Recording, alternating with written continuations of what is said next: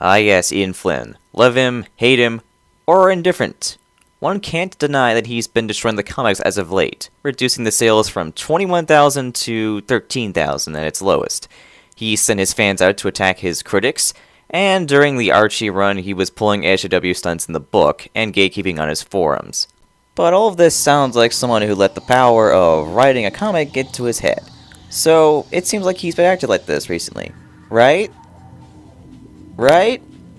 Well, not exactly. You see, even back in the fandom, Ian was a person that, from what people who worked with him or have encountered him online have said, was in those days he was not a very pleasant person, let's just say. And as I mentioned earlier, his Archie days were involved with him harassing people, asking why he removed much of the Echidna characters, and this was back in a time where people weren't all bashing all of his Echidna characters, like Julie Sue and Laura Sue. But the man I want to focus on is a man who has known Ian from the start. A man who knows Ian personally from his days in the fandom. A man who... Actually, I don't even know if it is a man. But the point I'm making is that he's a very important person, or she, has given us more information about Ian Flynn's fandom days and more information about Ian Flynn as a person deep down than what we've gotten from the forums. And this person is none other than the user that goes by the name of Chernagasts.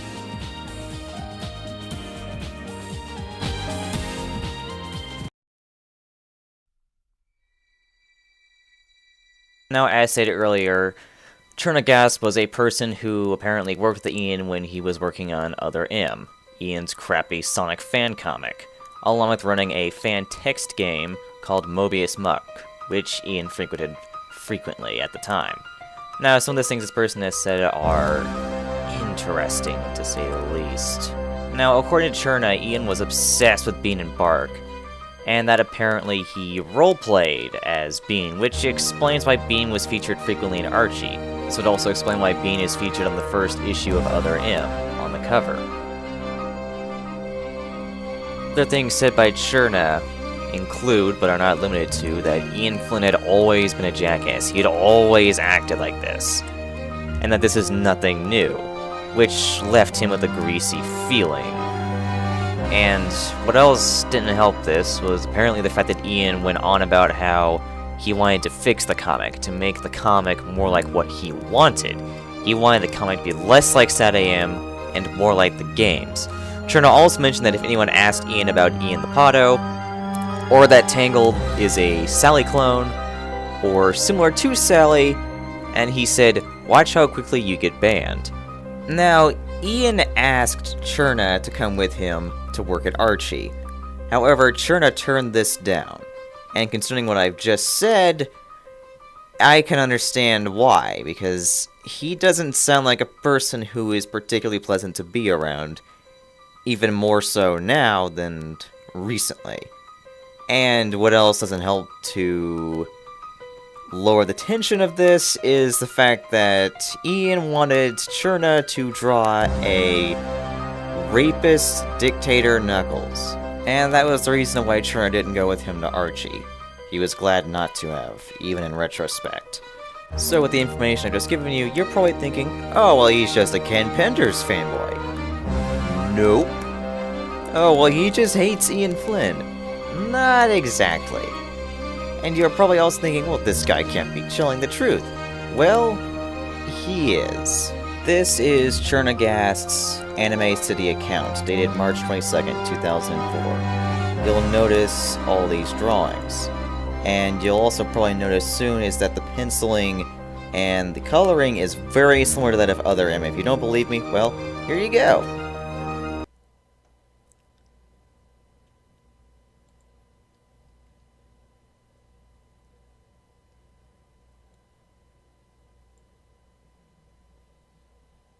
Take that. Copy. And paste. I'll just keep that right there. And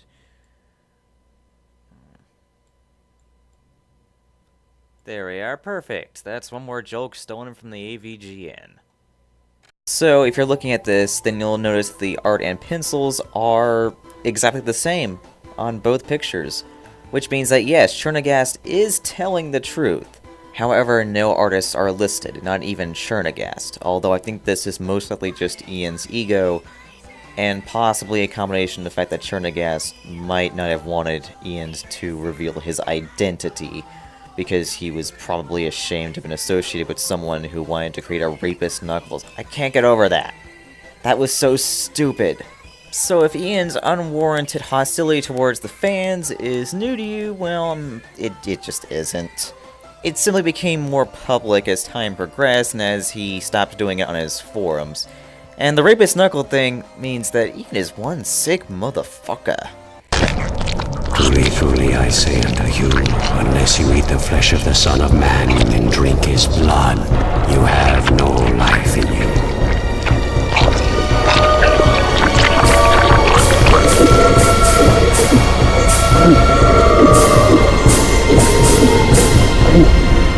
Although crap like that does explain why characters acted very weird or acted way out of character in his run, because that's something he had a habit of doing in his fandom days, and it's just something that he continued to do to try and sell copies of the book, even if it didn't work exactly in his favor, especially. So that's basically a set of behaviors that persisted throughout the comics. We can see traces of this with Sally X Nicole and his attitude towards the fan backlash. We see this with IDW and his 12-tree rant, telling and thanking people for acting like his thought police. And we see it with the incessant butchering of old characters, beloved or not. And what about Cherna himself? Well, Cherna is like the anti-Ian Flynn. He's a good writer. His fanfiction actually made a whole lot of sense. It was actually a lot of fun to read, compared to Ian Flynn's, which is just... I'm gonna let you read it yourself, and I'm gonna link both of them into the description below. But you could probably figure out what the story I'm gonna link you to is if you've listened to anything I've said before or watched any of my previous videos, because you're in for quite the treat. Not only that, but he is a much better artist than Ian. You look at Ian's art and you get stuff like this, whereas at Cherna you get stuff like this, and it's actually really good. And you know, I can actually see why Ian hired him to draw and pencil for Other M, because he's a very, very good artist. It's just a shame that we got the guy who drew the most autistic thing I think I've ever seen anywhere. I'm serious, if I keep looking at this thing, I'm probably gonna get eye cancer or something. Or contract AIDS, one of the two. I can't look at this for more than a few seconds because, dear God, why? Why couldn't we have gotten this, but we got this instead? Great. Not only that, but Cherna also is a very pleasant person. He is much friendlier. He was friendly to those who disagreed with him. He didn't harass them. He didn't send his fanbase after them. And what does Ian Flynn do? He harasses people, sends his fanbase after them, and refuses to show any respect to anyone else on the other side of the coin. And he's also not the idiot responsible for that stupid-ass idea of a rapist Knuckles. I'm sorry if I'm harping on that. Now, combine all these factors together, and the fact they've been harping on about that dumbass rapist Knuckles crap. I think if Cherna had actually joined Ian Flynn and actually went over to Archie with him, he would have annihilated Ian Flynn. And if you compare the quality of his fan art with Ian's, there is no denying that Chernagasts is a superior writer, a superior artist, and is a superior person in general. His opinions on the comic, however, have not changed, since Ian himself has not changed. And of course, unless Ian is willing to do anything interesting, he doesn't think that the comic will last for very long. And to him, it's IDW's last potential moneymaker, because, well, there's a guy called Aubrey Sitterson, and even goes so far as to say that it's been tanking since Scourge, which isn't really much of a surprise when you think about it, since Scourge is quite possibly one of the most unoriginal things ever created. Although the entire IDW run itself has been nothing but an unoriginal Frankenstein at this point. But Cherna is definitely right. Unless Ian Flynn is willing to do some kind of big-ass world building instead of repeating the same thing over and over and over again, this comic's gonna bomb. badly. However, everything we know about Chernagasts has come entirely from a few Google searches and YouTube comments, because his internet presence hasn't really been as big since 2004. He primarily comments and watches videos, and that's about it.